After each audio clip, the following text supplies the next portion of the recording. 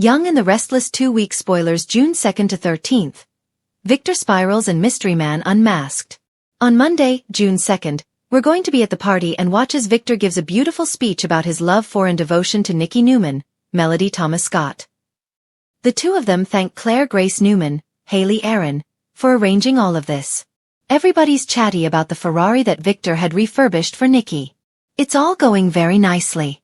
Nick Newman, Joshua Morrow, and Victoria Newman, Amelia Heinley, give loving toasts to Nikki about what a great mom she is, how lucky they are. When it's her turn, the birthday girl talks about Catherine Chancellor and how wonderful Victor is and her kids, all sweet stuff. Lauren Fenmore, Tracy Bregman, meanwhile, does not like being at this party. It's very awkward. She knows that Michael Baldwin, Christian LeBlanc, wants to go over like a kicked puppy and check in with Victor, and that will happen on Monday's episode. Meanwhile, Abby Newman, Melissa Ordway, and Devin Hamilton, Brighton James, get grilled by Victor on why Lily Winters, Crystal Khalil, didn't come to Nikki Newman's big party. Well, file that under, duh. Devin reminds Victor he betrayed Lily and so did Nikki, and she's still a little upset about it. But Victor, of course, rationalizes his duplicity as usual. Young and the Restless spoilers. Ashley on the way out? The party planner gushes over his idol Nikki when he gets to meet her. Sharon Newman, Sharon Case, offers to Ashley Abbott, Eileen Davidson, that if it'll help, she can talk to Tracy Abbott, Beth Maitland, about her trauma if she needs to. Speaking of, Ashley confides in Abby about her own mental health setback. It sounds like Ashley's not going to stick around too long. We'll see. Michael tries to break the ice with Victor but he has no luck. Nikki tells Lauren that she is not going to let this drama about Victor mess up her big bash, which is good since literally everybody at that party probably has a bone to pick with her husband. Cole keeps coughing. He isn't feeling well again. Oh. Victor and the Abbotts and others talk about the invitations they got to the Friday the 13th soiree, hosted by the Mystery Man in France. Meanwhile, Sharon mooning over Nick yet again. Then Kyle Abbott, Michael Mealer, presents his grand gesture that he promised Claire he would make in the minuscule hope that it would impress Victor. So after Nikki blows out her candles on a big gold cake, Kyle makes an amazing speech about Nikki gives her a charm bracelet with the kids' and grandkids' names. He went all out and he did it upright. And guess what? Victor is totally unmoved. Outside the party. Firings and France plans. Over at Society, non-partygoer Lily tells Damian Kane, Jermaine Rivers, why she skipped Nikki's big bash and says it's because she and Victor played her. Nate Hastings, Sean Dominic, and Audra Charles, Zuleika Silver, join, and then Damian gets a call and tells them Dumas has fired him. Lily is planning to head to that party in France to get some answers, and Damian tries to get Audra to give Holden Novak, Nathan Owens, a job. Awkward. Midweek Young and the Restless spoilers. Health scares and business battles. Tuesday, June 3rd, we've got Michael and Lauren ignoring their problem, which is the elephant in the room that is Victor. Michael just hates that he is away from the only father figure he has in his life at this point. Victoria's concerns increase about Cole. He's hacking, he's coughing. He was supposed to be on the road to recovery. Things have done a 180. Victor is doubting Kyle. He's not taking him seriously where Claire is concerned. The grand gesture clearly failed. It doesn't look like there's one more thing that Kyle can do. No matter what Claire asks, he's done everything she's asked. Then on Wednesday, June 4th, Chelsea Lawson Newman, Melissa Claire Egan, throws out an ultimatum at Adam Newman, Mark Grossman. No doubt it's about Newman Media's planned hate and smear campaign against Billy Abbott, Jason Thompson, and his new company, Abbottcom. Chelsea doesn't want any part of it, which is her business, but even more so, she doesn't want Adam to have any part of it, and that may get dicey. Phyllis Summers, Michelle Stafford, has an offer for Nick. Is this about the party in France? We'll see. Jack Abbott, Peter Bergman, and Diane Jenkins, Susan Walters, consider attending the party to meet the Mystery Man since they will already be in Europe on vacation for their long-postponed honeymoon anyway. Thursday, June 5th, we have Victoria getting some news that unsettles her. Again, it's probably about Cole. Maybe we've got a more serious diagnosis. Maybe whatever happened has scarred his lungs or this illness has revealed an underlying illness, some other thing that's making him super sick. Lily makes a promise to Nate. She's obviously going to be careful when she heads to France, and she is going to have Damian's back. I wonder if she's going to bring him as her +1. Y&R spoilers. Victor's after Kyle. Looks like maybe Victor meanwhile is still after Kyle on Thursday. He will not let up no matter what anybody says and may circle back around to Audra to demand results ASAP. Friday, June 6th, Mariah Copeland, Cameron Grimes, cannot shake her past. We're back to that plot that we hadn't seen in far too many weeks to count of Tessa Porter, Kate Fairbanks, not knowing about Mariah's drunken mistake that could ruin her marriage. Certainly sounds like cheating. Billy struggles to keep things civil between Sally Spectra, Courtney Hope, and Phyllis. Billy is already on Phyllis's poop list. So is Sally. Phyllis is so certain they did her dirty and were conspiring to stab her in the back, and she's making those, "I'll show you people," threats. We'll see if she does. The following week, Victor's warpath and the France mystery. The following week, June 9th through the 13th, Victor is on a warpath, per usual. As suspected, Claire's big plan to make Victor warm up to Kyle backfired. Victor is upping his antics, using Audra and anything else he can to split them up. The rest of the family doesn't like it. Nikki will probably make excuses and enable him. Cole and Victoria are facing a new challenge. Cole is sicker by the day, and this could turn into something very scary very soon. Audra's running out of time. Victor will not keep buying those excuses she's making while she stalls. He sent some money. He's not going to send any more, and she's going to be in trouble if she doesn't figure something out. She's got to put up or shut up. She's going to have to make a big move against Kyle, but that could cost her everything. Meanwhile, Claire is upset about Victor. Nikki may ask her to give it more time, but Victoria isn't down for Victor running her kid's love life and may slap her dad with another ultimatum. If Cole truly is sick at this point, Victoria is going to be of the mindset, no time like the present. Don't put love aside because Victor Newman is trying to boss you around. The Friday the 13th party in France.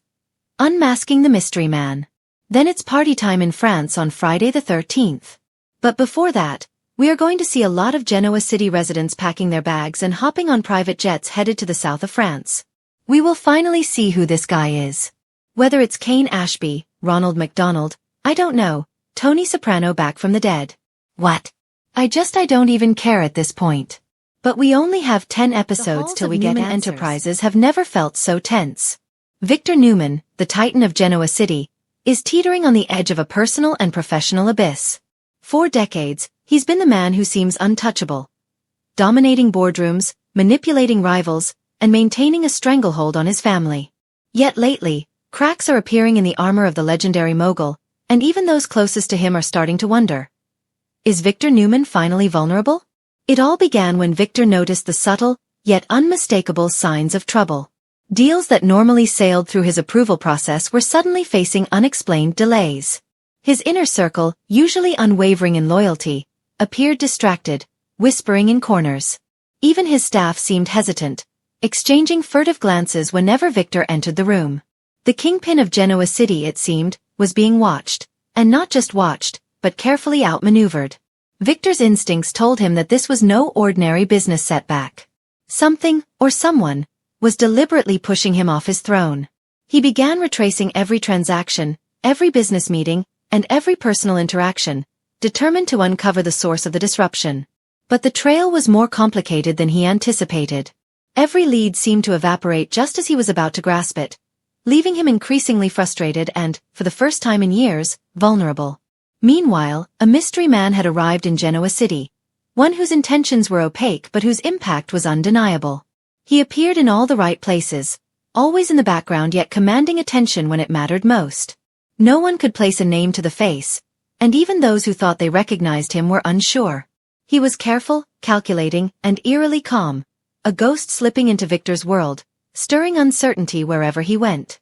Victor's paranoia reached new heights when the mystery man began attending Newman Enterprises meetings under the guise of a visiting consultant. Victor's sharp eyes noticed subtle manipulations, whispered suggestions that influenced board decisions, seemingly innocent questions that planted seeds of doubt, and discreet encouragements to Victor's competitors that weakened his influence. Each interaction left Victor reeling, forcing him to confront the terrifying possibility that his empire was being subtly dismantled from the inside. Determined to regain control, Victor called an emergency meeting with his most trusted allies. Nikki's steadfast support and occasional moral compass, and his children Victoria and Adam, who each had their own complicated history with him. As the trio gathered in the sleek, glass-walled boardroom, Victor laid out his suspicions, detailing every unusual interaction and every shift in loyalty he had observed. Nikki, always the voice of reason, cautioned him against overreacting.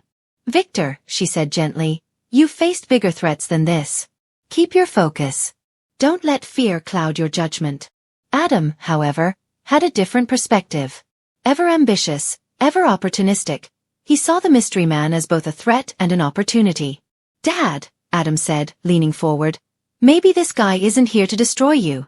Maybe he's here to test you, and if we play it right, we could turn this situation to our advantage."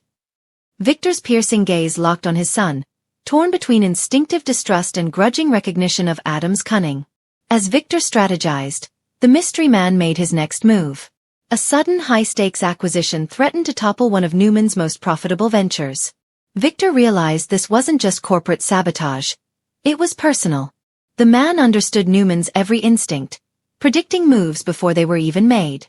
With each passing day, Victor's spiral deepened. He was consumed by the need to unmask this enigmatic interloper, to understand his motives, and to assert control once more. Then came the breakthrough, thanks to an unlikely source. Sharon, whose presence in Genoa City had always been a mix of chaos and clarity. While Victor had been obsessively tracking financial irregularities, Sharon noticed a pattern in the mystery man's appearances. He always seemed to show up when Victor was at his most distracted, when old wounds and family tensions were at their peak. Following her instincts, she dug into social records, travel histories, and public interactions, eventually linking the mystery man to a shadowy figure with past grievances against the Newman family. The revelation stunned Victor. The man was none other than a former business associate of Victor's long-lost rival, a name that had haunted the Newman legacy for decades. His vendetta was clear, not just a desire to take down Newman Enterprises, but to dismantle Victor's influence, piece by piece, emotionally and financially. Victor's fury ignited like wildfire, but he channeled it into meticulous planning. This was no longer a battle of suspicion. It was a war of wits. Victor assembled his allies for the final confrontation. The boardroom was a tense arena of strategic maneuvering, with Victor at the helm. As the mystery man entered, cool and composed, Victor didn't hesitate. He exposed every deception, every manipulation, and every calculated move the intruder had made. The room crackled with tension as Adam and Victoria provided evidence of the man's financial maneuvers, and Nikki calmly but firmly laid out the emotional manipulations he had attempted to exploit. Cornered, the mystery man's confident veneer cracked. In a dramatic twist worthy of Genoa City's most notorious power plays, Victor revealed the final piece of the puzzle. An old recording, carefully preserved, showing the mystery man confessing to his vendetta years ago. The evidence was irrefutable. The mystery man's motives, his tactics, and his identity were fully exposed. Victor stood tall, triumphant yet visibly shaken. The experience had reminded him that no empire, no matter how mighty, was immune to threat. But it also reminded everyone in the room why Victor Newman had earned his fearsome reputation.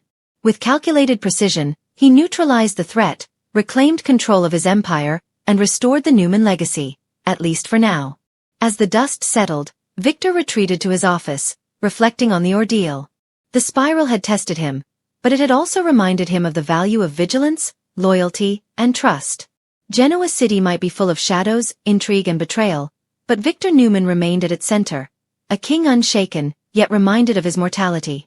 Outside the glass walls of Newman Enterprises, the city continued its relentless pace, unaware that one of its most legendary power struggles had reached its explosive climax.